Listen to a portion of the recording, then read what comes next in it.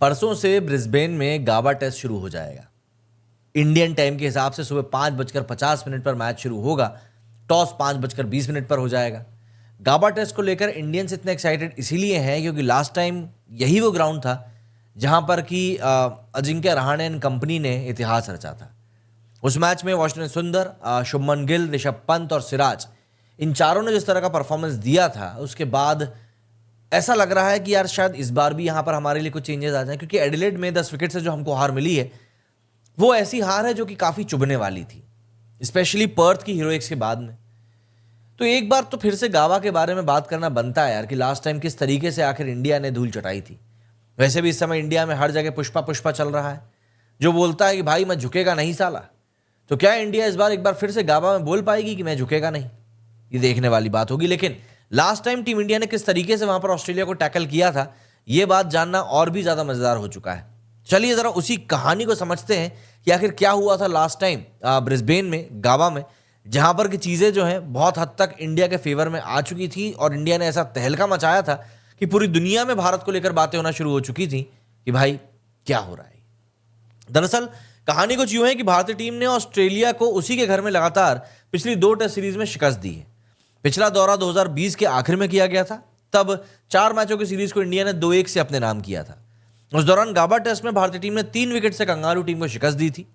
उस सीरीज का सबसे बड़ा मुकाबला कहें तो गाबा टेस्ट ही था।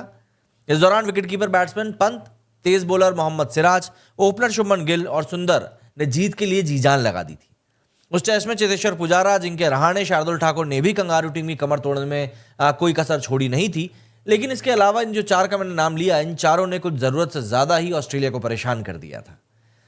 पंत, सिराज, गिल और सुंदर एक बार फिर से इस दौरे पर हैं, टीम का भी हिस्सा है, फॉर्म में भी है। पिछली बार गाबा टेस्ट में Rishabh Pant player of the match रहे थे।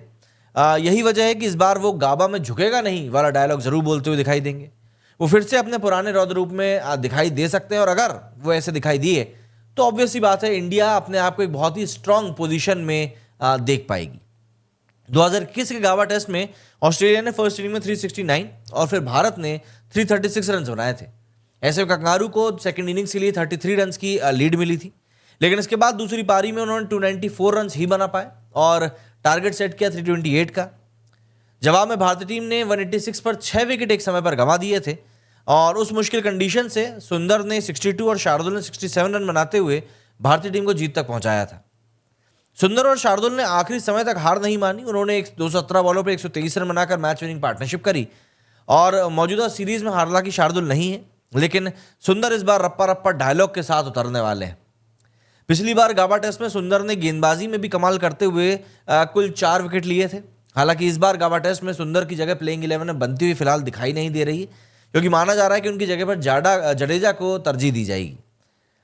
दूसरी ओर गिल पहली पारी में 7 रन बनाकर आउट रहे थे, लेकिन दूसरी पारी में उन्होंने 91 रन की एक बहुत ही इंपॉर्टेंट इनिंग खेली थी, जिसमें कि 2 छक्के और 8 चौके भी शामिल थे और कंगारुओं को वाकई में काफी परेशान किया था।